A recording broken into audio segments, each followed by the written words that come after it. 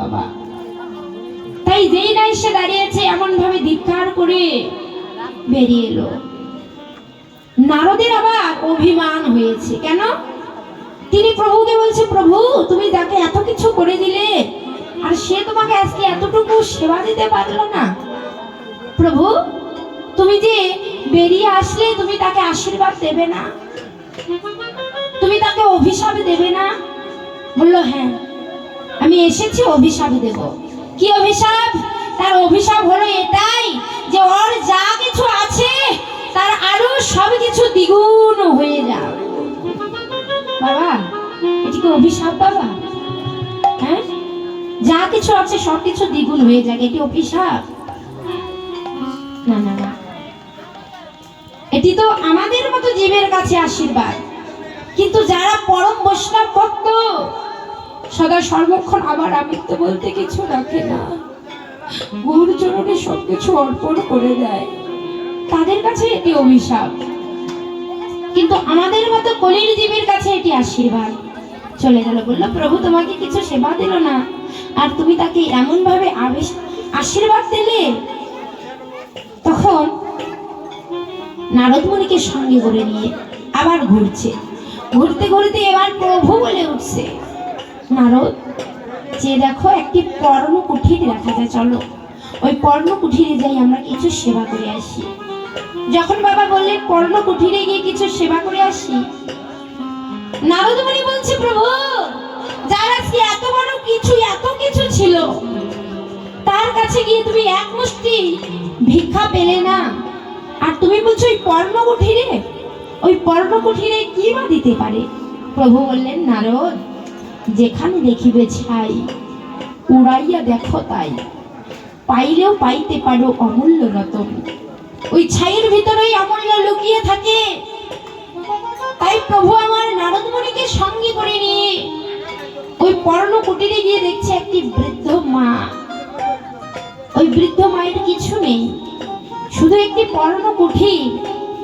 গিয়ে বলছে মা আমরা দুজনেই মধ্যাহ্নকালে এসেছি, আমাদের বড় ক্ষুধা পেয়েছে, আমাদের কিছু সেবা দাও। তখন যেই না বলেছে ওই বুড়িমার আবার একটি কালো গাভী ছিল মা, ওই কালো গাভী ছাড়া আর কিছু ছিল না। ওই কালো গাভীটি দহন করে তার দুগ্ধ নিয়ে গিয়ে বাজারে বিক্রি করে তবেই সে দিনকাল চালাতো। সেই কালো গাভীটি দিয়েই তার দিন যেতে থাকতো।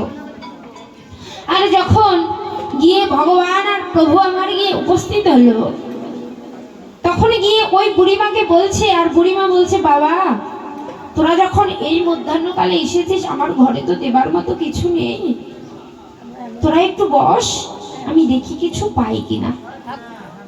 বুড়িমা বেরিয়ে এসে তার কালো গাভীটি দহন করে কিছু দুগ্ধ, সেই দুগ্ধ দিয়ে নারদ মুনি এবং ভগবানকে প্রাণ ভরে সেবা দিল। আর যখন সেবা দিল নারদ মুনি আমার বলছে আহ প্রভু ও প্রভু আজকে যার কিছু নেই তোমাকে সে সেবা দিল, তুমি তাকে আশীর্বাদ করবে না প্রভু? ভগবান বলছে আমি তো তাকে আশীর্বাদ করব, জানিস আমি তাকে আশীর্বাদ করলাম, আমি এই গৃহ থেকে যাওয়ার সঙ্গে সঙ্গে তার যে কালো গাভীটা ছিল সে গাভীটা যেন মারা যায়। যে না বলল নারদ মুনি বলল প্রভু তুমি কি করলে? তুমি এটি আশীর্বাদ দিলে না অভিশাপ দিলে? বলল নারদ মুনি বলল, ভগবান আমার নারদ মুনিকে বলল এটি তার কাছে আশীর্বাদ। নারদ জানো নারদ ওই কালো গাভীটার জন্য না বুড়িমা আমার কাছে পৌঁছতে পারছে না, ওই কালো গাভীটার মায়ায় পড়ে আছে। তাই ওই কালো গাভীটা যদি মারা যায় বুড়িমাও আমার ওই কালো গাভীর শোকে মারা যাবে, আর মারা গিয়ে ওই বৈকুণ্ঠ লোকে গিয়ে আমার চরণে সেবা করবে, আমার চরণে লাভ করবে।